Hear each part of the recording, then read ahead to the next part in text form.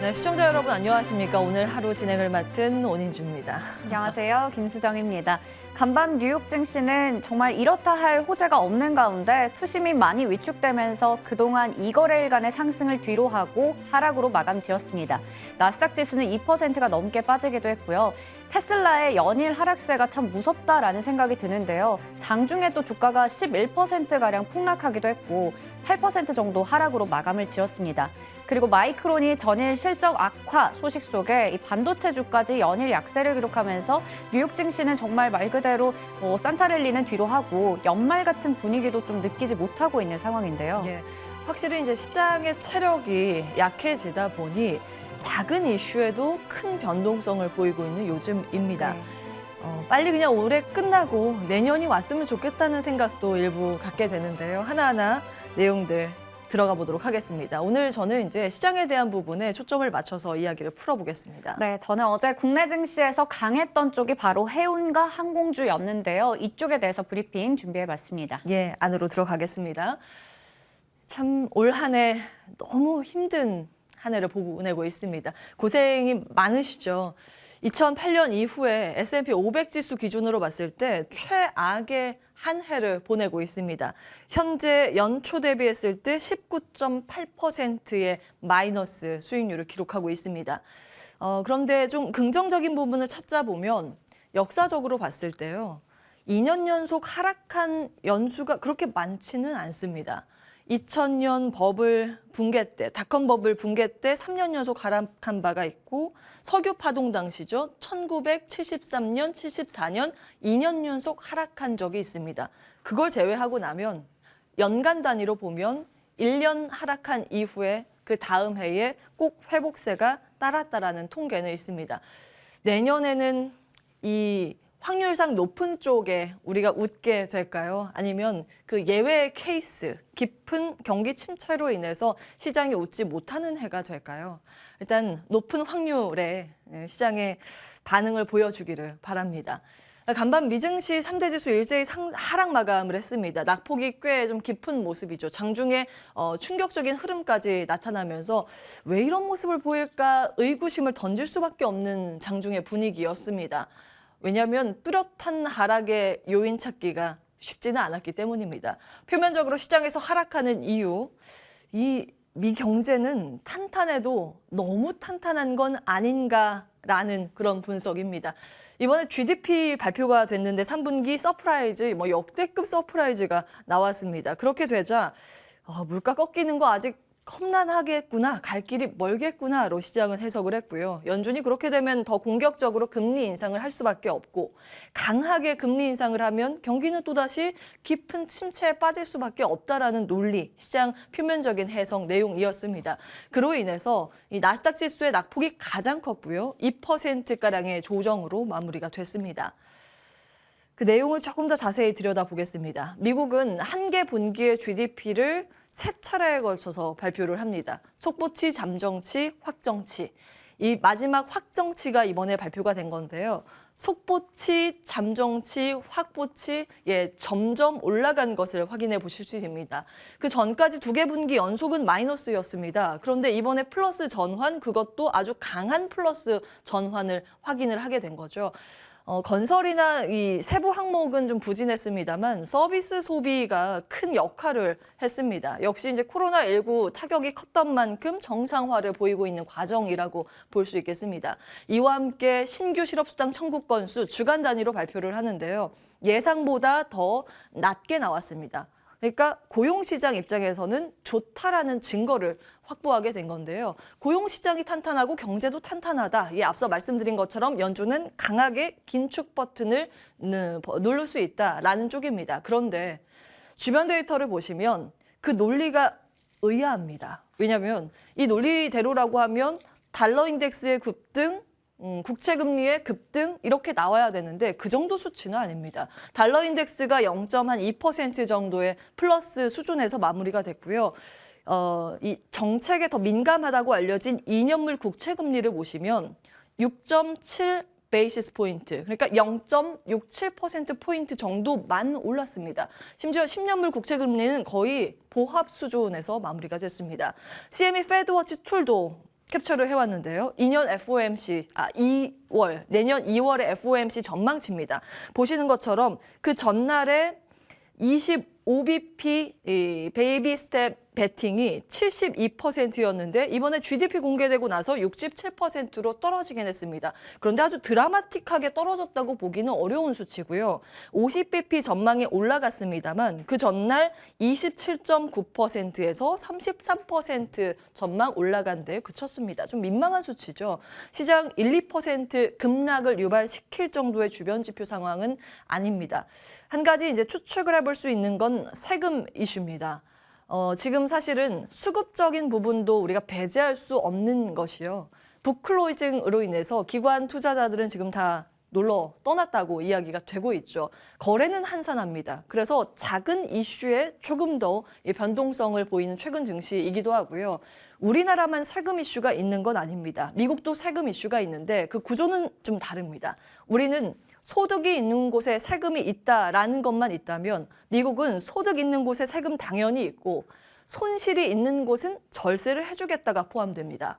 미국의 세법상 단기 자본 손실은 과세 소득에서 제외를 시켜주기 때문에 일종의 절세의 전략, 이 자본 손실 소확이라는 전략이 미국엔 있습니다.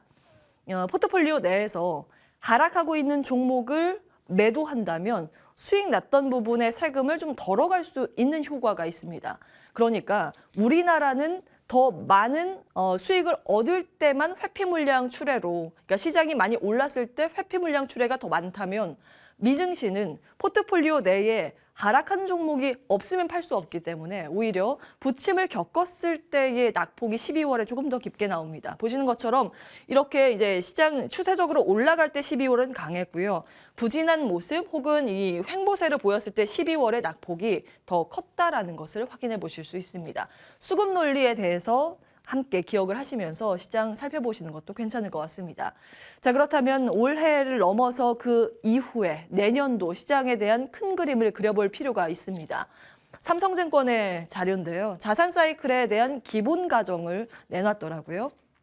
지금 연준의 긴축에 대한 경로 그리고 현재 경제에 대한 그 예측치를 기본 가정으로 깔고 본다면 현재는 2022년 둔화 국면에 위치해 있다고 봤습니다. 기준금리 인상 사이클이고 내년에 초반이 되면 수축 국면으로 더 이 자산 시장은 추워질 거라고 이야기를 하고 있습니다. 다만 이것을 지나가서 회복 국면은 내년 하반기가 될 거라고 봤는데요. 리플레이션 구간이죠. 기준금리 인하에 대해서 논의가 들어가는 시점. 네, 이것에 대해서 삼성증권은 이야기하고 있습니다. 다만 이 확장 국면, 둔화 국면, 수축과 회복 국면의 주식 반응은 이보다 조금 더 일찍 당겨서 반영을 시키기 때문에 그에 대한 좀 기대감을 최근 들어서 엿볼 수는 있습니다. 다시 미증시 내부적인 상황 들어가 보겠습니다. 간밤 미증시 낙폭을 키운 두 가지 섹터가 있죠. 한 가지가 반도체, 또 한 가지가 자동차입니다. 반도체 먼저 보시면 어제 이제 마이크론 실적이 우리 시장 개장 전에 이미 발표가 됐기 때문에 대략적인 내용을 다 아실 겁니다. 분기 실적 좋을 리가 없습니다. 지금 반도체 호황이라고 이야기하는 사람이 이상하죠. 지금은 불황에 가깝습니다. 다운사이클 국면이고 특히 이 메모리 반도체가 그런데요. 생각했던 것보다 가이던스가 좀 안 좋긴 합니다. 이번 분기야 뭐 생각했던 것처럼 약간의 손실인데 EPS 단 보면 예상했던 것보다 더 깊은 마이너스가 점쳐지고 있습니다. 그로 인해서 반도체 업계 생각보다 더 안 좋은가에 대한 우려감이 발목을 잡은 모습이고요. 필라델피아 반도체 지수가 4% 넘게 빠졌고 특히 시가총액이 더 대형주보다 적은 장비단의 낙폭이 두드러졌습니다. 그런데 이런 이야기를 같이 했거든요. 마이크론 CEO가 이번 침체기가 지나면 강력한 실적의 상승 사이클이 있을 거라고 같이 이야기를 했습니다. 그렇기 때문에 사실 어제 우리 시장 반도체 관련주의 흐름을 보시면 여기보다 여기에 더 주목했다는 것을 확인해 보실 수 있습니다. 다만 이 회복 사이클에 대해서 이견이 시점에 대해서는 좀 분분합니다. 내년 하반기, 더 안 좋으면 그 후년 상반기 이렇게 논의가 되고 있기 때문에 그에 대한 흐름은 같이 체크를 해보셔야겠습니다. 자, 테슬라 이야기를 좀 해볼까요? 사실은 이 테슬라는 명품이라는 이미지가 있었습니다. 왜냐하면 가격 결정력을 쥐고 있기 때문이죠. 이 명품의 가격 결정력이란 사람들이 많이 사려는 수요가 늘기 때문에 내 마음대로 그 가격을 높일 수 있는 힘을 가지고 있다는 건데 그 콧대 높던 테슬라가 지금 역대급 할인을 진행하고 있습니다. 북미 지역에서 연말까지 모델 3, 모델 Y 할인 소식이 있는데요. 문제는 할인을 하는 이유는 안 팔려서인가? 결국 수요 둔화 우려가 건드려지고 있습니다. 이것은 테슬라만의 문제가 아닐 가능성이 있다는 거겠죠. 수요 둔화, 그럼 경기가 그렇게 안 좋은가? 다른 자동차도 안 팔리나? 이렇게 우려감이 되면서 테슬라뿐만이 아니라 지금 완성차 기업들의 주가 보시면 글로벌적으로 52주 최저가로 밀리고 있습니다. 테슬라는 간밤 9% 가까운 급락으로 마무리가 되면서 52주 신저가를 기록했는데요. 여기에 테슬라는 한 가지 수급적인 체크 포인트가 있습니다. 마진콜 이슈가 요즘 계속 나오거든요. 마진콜이라 하면 빚을 내서 투자를 한 경우 어느 정도의 주가가 하락세를 이어가면 증거금이 부족하게 되죠. 빌려준 입장에서 증거금 채워라 하는데 채울 돈이 없어서 못 메우면 팔림을 당합니다. 이게 로스컷인데요. 그 물량이 임계점에 다다랐다는 이야기가 있습니다. 그렇기 때문에 테슬라는 사실은 이 업종과 별개로 한 종목의 움직임으로 놓고 볼 필요도 있어 보입니다. 다음 보겠습니다. 자, 그렇다면 이제 2차 전지에 대해서 어떻게 봐야 할까라는 고민이 남죠. 궁극적으로 2차 전지 주가는 어디까지 오를 수 있을까? NH투자증권의 레포트 어제 당잠사에서 체크를 해드렸는데요. 사실상 기준금리가 제로금리 수준이고 성장이 높은 프리미엄이 가능한 멀티플 100배, 200배 주는 그런 시장이라고 한다면 펀더멘털보다 이제 성장이나 꿈이 더 반영되는 측면이 있습니다만 지금은 중요한 건 긴축 사이클입니다. 그렇다면 이제 펀더멘털에 대해서 시장은 좀 고민하기 시작할 텐데 보시죠. 몇 년 후에 전기차가 시장 침투율 100% 했을 때를 가정하면 지금 셀 3사의 시가총액은 어디까지 갈 수 있을까라는 잣대로 한번 보겠습니다. 성장을 멈춘 다른 기업의 5년 평균 PER을 보시면 스마트폰 부품, 자동차 부품 각각 11배, 10.8배가 되고요. 국내 셀 3사의 합산 점유율을 보면 지금 현재 상황이고요. 북미 시장 개화와 함께 점유율을 최대한 늘릴 수 있다고 보면 30에서 35% 정도가 관측치입니다. 이것을 그대로 이제 대입을 해서 살펴보시면 국내 셀 3사의 합산 시총이 몇 년 후에 100% 침투율이 됐을 때를 가정하면 241조에서 338조 원이 예상된다라는 그런 보고서입니다. 근데 현재 시가총액은 어떨까요? 어제 당잠사 준비했던 내용 그 시가총액이라서 그 점은 좀 감안하고 보시면 되겠는데요. 세 개를 합쳤더니 200조 원이 살짝 안 됩니다. 그러면 몇 년 후에 이 전기차가 다 시장에 침투가 됐을 때와 격차가 크지 않다는 논리. 이런 걸 보면 펀더멘탈상으로 어디까지 주가가 오를 수 있을까에 대한 고민에 시장은 들어갔다고 보시면 되겠습니다. 새로운 모멘텀에 목말라 있는 현재 분위기고요. 사실은 시장 분위기만 괜찮으면 멀티플을 더 줄 수도 있다는 그 변수 요인은 감안하시면서 체크해 보셔야겠습니다. 자, 이제 특징주 마지막으로 정리를 해볼 텐데요. 어제 나이키, 페덱스 모두 이제 예상보다 높은 어닝 서프라이즈를 발표하면서 경기 침체에 대한 우려감이 옅어졌습니다. 그런데 이 모든 호실적을 카맥스가 짓눌렀습니다. 카맥스는 이제 중고차 쪽이죠. 근데 중고차 수요 둔화로 실적 부진이 뚜렷하게 나타났습니다. 예상 EPS가 64센트였는데 얘 반의 반 토막 정도밖에 안 나왔죠. 24센트 정도밖에 나오지 않았습니다. 그러자 카맥스의 주가도 흔들렸는데 이와 함께 완성차 그만큼 안 팔릴 것인가에 대한 우려감으로 GM 등의 종목들도 크게 밀렸습니다. 그리고 최근 들어서 이제 극장 체인 기업인 AMC 엔터의 주가 부침이 좀 나타나고 있는데요. 이것은 사실 이제 월트 디즈니에서 아바타 2 초반 흥행 부진 평가로 인해서 같이 밀렸었는데 개별 이슈가 있습니다. 증자 발표가 있었는데 규모가 적진 않죠. 1억 1,000달러 정도 발표가 됐기 때문에 이 점은 좀 같이 체크를 해보셔야겠습니다. 시장 위험 자산 성격이 크다는 밈 주식, 메타버스의 테마 상위 하락의 이 낙폭이 좀 컸고요. 반면에 방어주가 선방을 하면서 뚜렷하게 위험 자산 회피 심리, 방어주 쪽에 쏠림 현상이 나타나는 모습이었습니다. 전반적인 시장 분위기 함께 체크해 보셨습니다.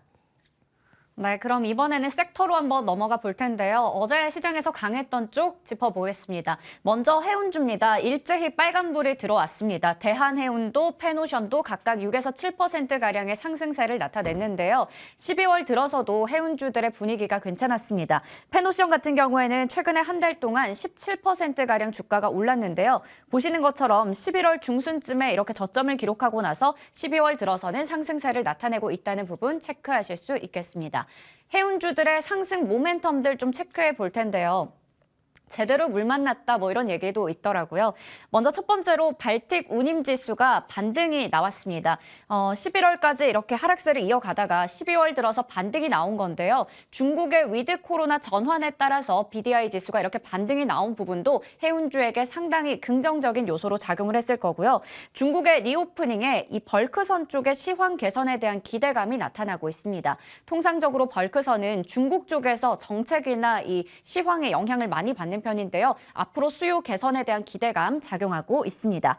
거기다가 앞서 체크해봤듯이 주가가 이미 역사적인 저점 수준에 다다라 있기 때문에 가격적인 부분에서 메리트가 있다라는 증권가 이야기도 나오고 있는데요.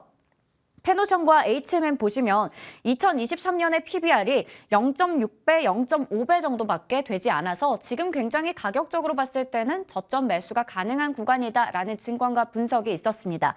하지만 일단은 좀 우려되는 부분은 바로 이제 곧 있을 4분기에 발표할 실적은 좀 아쉬울 것 같다라는 얘기가 있는데요. 그동안에 워낙에 중국 쪽에서 이러한 좀 코로나19 확산이 거셌었고 거기다가 BDI 지수가 약세를 기록했던 만큼 일단은 4분기에는 영업이익이 전년 대비해서는 좀 부진하게 나올 것이다라는 전망은 나오고 있습니다. 해운주에 대해서 잠시 후에 전략 세워보도록 하겠고요. 어제 또 같이 강했던 쪽이 바로 항공주였습니다. 오랜만에 이렇게 대형 항공주 그리고 LCC 쪽 다 같이 올라갔는데요. LCC 쪽이 훨씬 더 강했죠. 어제 티웨이 항공이 10% 가까이 올랐고 진에어도 5% 정도 그리고 대한항공은 1% 정도 상승세를 나타냈습니다.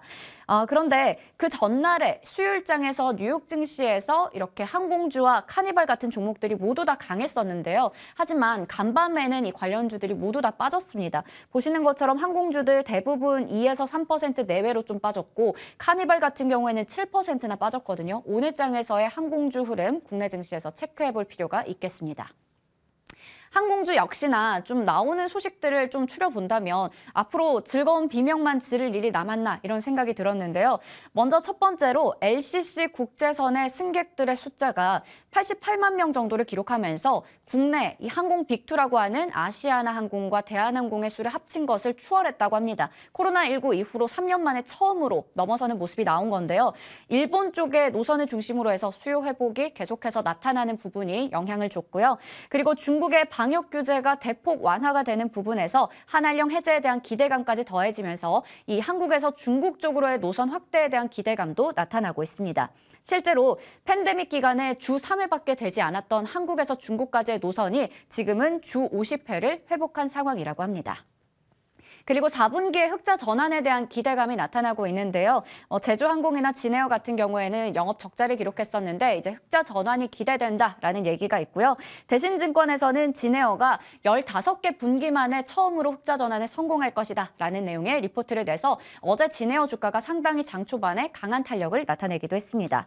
그리고 환율이 최근에 3거래일 연속으로 떨어지면서 1,200원대에 안착을 했는데요. 이러한 부분도 항공주에게 전반적으로 수익성 개선에 기대감을 모아주고 있습니다. 항공주에 대해서도 잠시 후에 얘기 나눠보면서 좀 탑픽 종목까지 여쭤보도록 하겠습니다. 그리고 어제 오후 5시 30분쯤에 속보로 전해진 내용도 정리해봤는데요. 여야가 내년도 예산안에 잠정 합의를 했습니다. 그리고 오늘 오후 6시에 국회 본회의에서 처리될 예정인데요. 금융투자소득세, 금투세는 시행을 2년 유예하겠다라고 하면서 일단 이 부분에서는 안도감을 주긴 했습니다. 하지만 중요한 부분이 바로 주식 양도세인데요. 현행을 유지하겠다라고 얘기를 했습니다. 대주주 요건을 기존과 동일한 10억 원으로 유지하겠다라고 했는데 시장의 일각에서 주가에서는 30억 원으로 상향할 줄 알았는데 일단은 유지를 하겠다 이런 얘기가 나오면서 연말마다 항상 나오는 이 대주주들의 양도세 회피 매도 물량이 나올 수 있기 때문에 주의할 필요가 있다라는 증권가 이야기가 있었습니다. 단기적으로는 하방 충격이 나올 수 있다라는 전망이 있어서 이 부분에 대해서도 오늘 전략 한번 들어보겠고요. 증권거래세 같은 경우에는 단계적으로 앞으로 계속해서 인하하겠다라고 밝혔습니다. 마지막으로 가나 체크해 보겠습니다. 애플카 이야기가 또 등장을 했는데요. 그래서 또 풀카? 단독이나 이 풍문에 대해서 주의할 필요가 계속해서 있어 보입니다. 단독 뉴스가 나왔어요. 한 매체에서 LG그룹이 이 애플카 공동협의체를 구성을 했고 여기에는 LG전자, LG이노텍, LG에너지솔루션이 참여할 예정이다라는 뉴스가 나오면서 어제 장에서 LG전자, LG이노텍 그리고 LG디스플레이 같은 종목들이 좀 올랐습니다. 1에서 2%가량 올랐고요. LG에너지솔루션은 1% 정도 빠지긴 했는데 우선은 이쪽 말고도 애플카 관련주로 분류됐던 현우산업 같은 경우에는 장중에 28%대까지 급등이 나오기도 했었고요. 나머지 종목들도 강했지만 시간 외에서 좀 빠졌습니다. 왜냐하면 LG전자 측에서 사실 무근이다라고 얘기를 했기 때문인데요. LG전자 주가와 그동안 애플카 관련해서 한번 좀 흐름을 체크해보면 주가가 잘 가다가 애플카 출시 연기 소식에 7% 정도 12월 초에 빠졌다가 이번에 다시 또 이런 뉴스가 나오면서 좀 급등이 나오긴 했습니다. 그런데 워낙에 단독 뉴스 또 풍문에 따라서 움직이기 때문에 주의할 필요가 있어 보이고요. 이렇게 풍문에 따라서 움직이는 종목들이 많아서 마지막 페이지에서 한번 정리를 해봤는데요. 워낙에 좀 주의가 필요해 보이죠. 보시는 것처럼 벌써 몇 번째인지 모르겠습니다. 제주은행 같은 경우에도 인터넷 은행에 진출한다라는 소식이 나오면서 4일 연속으로 올라가면서 64%가량 올랐었거든요. 그런데 이것도 부인을 하게 되면서 어제 하루 동안 23%대 급락이 나왔습니다. 그래서 이렇게 국내 증시에서 시총 상위주라고 볼 수 있는 LG전자나 기아 같은 종목들이 이런 풍문에 흔들리는 모습을 보면서 우리 증시가 상당히 비정상적이고 취약하다라는 부분이 증명됐는데요. 관련해서도 이야기 나눠보도록 하겠습니다. 예, 참 이 팩트 체크할 부분도 많고요. 앞으로의 그 시나리오별로 대응 전략을 세워야 할 부분도 많아 보입니다. 하나하나 출연자와 이야기 나눠보도록 하겠습니다.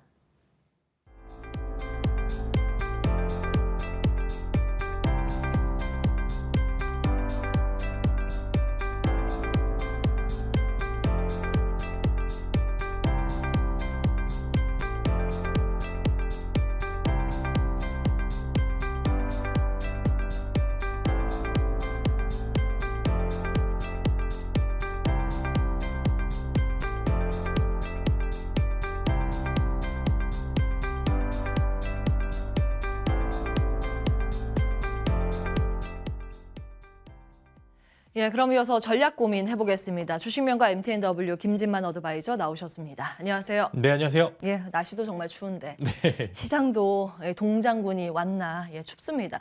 전반적으로 위험 자산들이 다 밀린 간밤의 분위기였는데 시장에 대해서 어떤 평가를 가지고 계시고 어떤 전략이 유효하다고 보세요? 네, 사실 이제 오늘 이제 새벽이죠. 이제 오늘 새벽이죠. 이제 마이크론 실적 발표 이후에 나스닥 선물이 그렇게 빠지지 않아서 또 선 반영되면서 이제 어느 정도 반도체 쪽에 순풍이 부는가라는 이제 그런 생각을 했었는데 이제 추가적으로 이제 이제 EBC죠. 이제 유럽 중앙은행에서 내년도 금리 인상을 추가적으로 할 것 같다. 그다음에 계속적으로 지표가 혼조세로 나오다 보니까 과연 CPI 지수에 대해서 지금 현재 신규 실업수당 청구 건수에 대해서 의문을 갖기 좀 시작을 한 것 같습니다. 그래서 이런 부분들이 많이 시장의 혼조세를 좀 키웠던 것 같고요. 뭐 테슬라를 필두로 해서 빅테크 기업들이 많이 빠지다 보니까 이제는 금리 인상에 대해서도 추가적으로 계속 체크를 해야 되고 우리는 또 경기 침체에 대한 우려도 체크를 해야 되고 정말로 봐야 될 게 많은 시장이어서 그런 부분들이 어느 정도 혼조가 있다 보니까 좀 낙폭이 있었던 것 같고요. 특히 나스닥 제가 계속 전저점 고민을 해봐야 된다라고 말씀을 드리면서 시장에서 방어 요소로 이제 해놔야 된다라고 말씀을 드렸는데 일단 국내장으로 넘어와서 말씀드리겠습니다. 어제 외국인들의 선물 매수세가 워낙 두터웠기 때문에 오늘 개인들의 매수세가 동반이 되지 않는다라고 하면은 시초가 저가해서 이제 말아 올릴 가능성이 굉장히 크지만 오늘 만약에 개인의 매수세가 이어진다라고 하면은 한국 시장도 마찬가지로 제가 말씀드렸던 2,332죠. 61선을 이탈하게 되면서 추가적인 하방 압력이 지속이 될 것 같다라는 말씀을 먼저 네. 드릴 수 있을 것 같고요. 제가 지금 혹은 이제 내년 초까지는 수익을 극대화하는 전략보다는 생존에 우선적으로 좀 포커스를 맞춰서 시장 해지 요소 놔두라고 계속 말씀을 드렸는데 그런 부분들 계속적으로 제가 말씀 강조드렸으니까 꼭 어느 정도 실천해 주시길 바라고요. 오늘은 또 금요일에다가 놓고 금투세 관련된 이슈로 해서 시장이 굉장히 혼조할 것으로 예상이 됩니다. 그래서 오늘 어떤 액션을 취하시기보다는 오늘 이제 이전에 어떤 액션을 취하시지 않는다라고 하면은 다음 주도 충분히 좀 어느 정도 기회는 주어지니까 너무 이제 걱정도 너무 기대도 하지 않으면서 그 안에서 이제 내가 할 일 혹은 너무 지금 매매 방법에 있어서 이제 너무 극단적인 매매 방법만 사용하시지 않는다라고 하면 충분히 다 기회가 있지 않을까 싶습니다. 예, 사실은 이제 대주주 요건이 가장 이제 주목을 받았던 사안인데 10억 원 현행 유지입니다만 예전에 그 야당에서 100억 원까지 늘려준다는 약속도 있었고 중간중간에 현실적으로 불가능하다 그러면서 50억 줄일까 아니면 20억, 30억 이렇게 할까? 여기까지 있어서 사실은 그동안 발표하는 거 기다렸다가 팔자라는 그 물량이 있지 않을까라는 우려감도 있습니다. 시장에 오늘 뭐 단기 영향으로 보실까요? 일단은 뭐 금투세 유예는 일단은 당연한 겁니다. 이거는 당연히 이제 시행이 돼야 되는 건데 저는 오히려 지금 대주주 양도세가 지금 시장에 정말 큰 파장을 불러일으킨 것 같은데 이제 예전에 이제 한 3년 정도 전에 3억으로 이제 내린다는 이야기가 있었을 때 연말에 정말 매도 물량이 엄청나게 나왔습니다. 진짜 이제 시장에 큰 영향을 있을 정도로 이제 그런 이제 매물 폭탄이 나왔는데 사실 저는 최소 30억을 예상을 했습니다. 이제 어느 정도 자산도 이전보다 많이 올라가신 분들도 많고 거기에다 추가적으로 이제 가족 합산이기 때문에 개인이 인당 합산이 아니라 가족 합산이라서 그거 그대로 유지해요? 네, 그대로 유지라서 할아버지, 할머니, 엄마, 아빠, 남편, 아내, 자식, 손주 뭐 여기까지 다 포함인 거죠. 물어봐야 됩니다. 이제 혹시 어떤 주식 갖고 있으시냐고 예. 이제 물어보시는 경우가 우스갯소리로 좀 생길 경우도 있는데 저는 이런 물량이 조금 나올 것으로 생각을 하고 아마 시장에서도 10억으로 현행 유지는 생각을 아마 안 하고 있었을 것으로 생각이 되고 최소 30억 적어도 50억 정도로 아마 세팅해 놓으신 분들이 많은데 이렇게 되면은 이제 되게 이상한 정도로 이제 위로 올리는 종목들도 많이 나올 수 있을 거고요. 정말로 이상하리라 만큼 내려가는 종목도 많이 생깁니다. 그만큼 시장에 이상한 이제 움직임이 많이 포착이 될 가능성이 있기 때문에 내가 보유하고 있는 종목들이 정말 특이한 움직임을 보일 수도 있기 때문에 시장에 좀 집중하실 필요가 있을 것 같고 단기적으로는 10억이 유지된다라고 하면은 적어도 올해는 상승을 기대하기는 좀 어려울 것이라고 말씀을 드리겠고 적어도 내년도 이제 그 다음년도 이제 좀 예산안이 변경되기 이전까지는 적어도 올해는 상대적으로 쉽지 않은 시장이 이어질 것 같다. 이게 정말 적어도 금투세 2년 뒤에 30억 혹은 50억 정도로 합의가 됐다라고 하면은 그래도 산타는 지나고 이제 새해 혹은 연말 랠리 정도는 기대해 볼 만한 수급이었었는데 이렇게 됨으로써 이제 다시 무로 들어가서 내년을 차라리 1월 1일 기준으로 해서 좀 기다리는 게 좋을 것 같습니다. 예. 갑갑합니다. 이제 좀 움직일 만한 이슈에 주목을 해볼까요? 항공, 물류 이쪽이 갑자기 움직이기 시작합니다. 대표적으로 이제 해운주들이 어제 들썩이는 모습인데 두 가지 포인트예요. 사실 기존에 깔려 있었던 모멘텀은 리오프닝인데 여기에다 중국까지 움직인다는 플러스 요인이 더해지고 있습니다. 어떻게 평가하십니까? 네, 중국이 움직이고 있고요.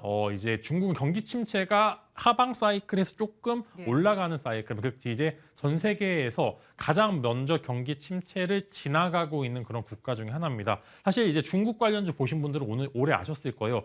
어떤 정책을 써도 먹히지가 않았습니다. 뭐 지준율을 인하하든, 뭐 이제 여러 가지 액션을 취해도 전혀 움직임이 없었는데 최근에 이제 뭐 위드 코로나 정책과 맞물려서 어느 정도 추가적인 경기 침체를 벗어나려는 액션들이 나오고 있고 이제 어느 정도 주가도 중국 관련주들은 화답을 하고 있는 것 같습니다. 그래서 이제 중국이 움직이기 때문에 항공과 해운주 특히 이제 예전에 물동량에 있어서 정말로 하이를 정말 높은 고점을 찍었던 뭐 상하이 운임지수 혹은 이제 벌크선 운임지수, BDI 지수죠. 이제 이런 두 개 정말 바닥권에 찍고 올라가는 구간이기 때문에 저는 충분히 상승 랠리가 나올 수도 있다라는 말씀을 드리겠고요. 뭐 지금 또 해운주 이제 뭐 HMM이나 페노션 막 올라가고 있어서 부담이 가는 자리지 않느냐라는 그런 질문도 있겠지만 시장이 어려우면 어려울수록 시장은 돈은 이제 몰리는 쪽으로 가게 될 수밖에 없습니다. 그래서 해운주, 항공 추가적인 상승 랠리 충분히 있을 수 있다라고 좀 말씀을 드리겠고 특히 이제 CPI 보시면은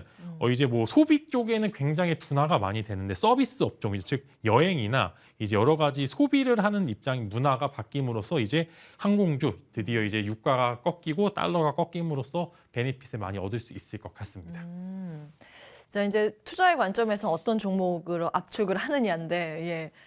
항공은 대형사하고 LCC로 나눠볼 수 있고, 해운은 컨테이너하고 벌크로 나눠볼 수 있습니다. 어디에 주목을 하십니까? 네, 항공은 대한항공 원픽 계속 말씀을 드렸는데 이제 어느 정도 합병 심사가 의외로 좀 빠르게 진행이 되고 있는 것 같습니다. 예전에는 한두 달 전만 해도 좀 어둡다라는 이제 그런 이야기가 많이 나왔었는데 최근에 이제 유럽 쪽에서 조금 승인을 해주면서 대한항공이 만약에 아시아나항공의 합병이 정식적으로 되게 된다라고 하면은 이제 절차에 따라서 추가적인 액션을 많이 취할 수도 있고 이제 최근에 또 워낙 이제 비행기 값도 많이 오르기도 하고 이런 부분들이 많이 포함이 되고 있기 때문에 대형 이제 항공사는 저는 대한항공만 보는 게 좋을 것 같다라고 말씀을 드리겠고 앞서 말씀드린 것처럼 LCC 쪽도 이제 적자에서 흑자로 전환하는 시점이 주가 탄력성은 가장 큽니다. 그래서 관련해서 제주항공이 워낙 좋은 수급을 유지하고 있기 때문에 추가적인 상승 여력 충분히 있습니다. 신규 매수도 이제 대한항공과 제주항공 두 종목 다 가능하다라고 좀 말씀을 드리겠고요. 저는 이제 뭐 HMN과 페노션 이제 벌크 선사와 그다음에 이제 컨테이너 운임사 두 종목 중에서는 저는 페노션을 조금 더 관심을 갖고 있는데 아무래도 이제 물동량이라는 것 자체 그 내에서 벌크선 쪽이 우크라이나 쪽 재건 그다음에 여러 가지 미국 인프라 그다음에 중국 인프라 구축에 있어서는 아무래도 이제 컨테이너선보다는 벌크선의 소요가 훨씬 더 크기 때문에 저는 이제 페노션을 조금 더 위로 보고서 이제 조금 더 가벼운 모습을 보여주고 있기 때문에 훨씬 더 주가 혹은 이제 추가적인 탄력 또한 보일 것 같다. 이렇게 코멘트 드리도록 하겠습니다. 이제 보통은 컨테이너보다 벌크가 먼저 움직이죠. 원자재가 가서 만들어서 제품이 나오기 때문에 그렇습니다. 일단 벌크에 대해서 주목을 하셨고 자 다음 이슈 보겠습니다. 진만스픽이네요. 전기, 전선 관련주 인프라 투자 믿고 고 하자. 그죠, 어떤 내용이에요? 방금 있었던 이제 벌크선 쪽과 조금 이어져서 말씀을 드리겠는데 이제 전 세계적으로 인프라 구축 이제 만약에 경기 침체에서 벗어나려면은 가장 우선적으로 됐던 게 역사적으로 인프라 투자입니다. 근데 이 인프라 투자가 있을 수밖에 없는 게 지금 이제 최근에 나왔던 여러 가지 이슈들이 있죠. 뭐 메타버스, IoT 다 5G 인프라 혹은 여러 가지 인프라가 구축이 돼야지만 이 부분들을 실행할 수 있기 때문에 이런 경기 침체에 벗어나는 시점에서부터는 분명히 이제 전기와 전선 관련주 지금 조금 오르긴 했지만 추가적인 상승세 충분히 있을 것으로 좀 생각이 되고요. 전기 전선주 수주 잔고가 워낙 많기 때문에 불황에도 좀 견딜 수 있을 것 같습니다. 그래서 최근에 좋은 모습을 보여주고 있는 건 맞고 이제 종목으로 넘어가게 되면은 전기 관련주들은 재룡전기와 일진전기 두 종목 한번 관심 가져 보시면 좋을 것 같고 전선 관련주로는 대한전선과 LX 일렉트릭 두 종목 관심 가져 보시면 좋을 것 같고요. 특히 대한전선은 아마 매수하신 분들이 꽤나 많은 걸로 알고 있는데 조금 기다리시거나 이제 어느 정도 내년 초반에서 추가 매수하시면 좋을 것 같습니다. 예. 일목요연하게 종목 투자 전략까지 세워주셨습니다. 관심 종목에 등록을 해놓으시고 흐름 체크해 보시기 바라겠습니다. 마지막으로 간략하게 가나 볼 텐데요. 포스코엠텍을 좀 AS 포스코엠텍 먼저 하라고 지시가 내려서 풀카는 시간 되면 남으면 하고 포스코엠텍의 수익이 10% 넘겼는데요. AS 받아보겠습니다. 일단 리튬이 돌아 또 리튬으로 오는 것 같습니다. 이제 순순히 기술적으로 굉장히 좀 매력적인 구간이었지 이런 상승세가 지속되기는 조금 힘들 수도 있으니까 저는 단기적으로 매도 포지션 잡으시면 좋을 것 같고요. 9,000원대에서 다시 한번 쭉 매수를 해보신다면 좋을 것 같습니다. 제 접근 전략 가격대까지 체크해 주셨습니다. 시간이 없어서 애플카 이슈는 다른 코너에서 전략 받아보도록 하겠습니다. 주식명가 MTNW 김진만 어드바이저와 함께했습니다. 고맙습니다.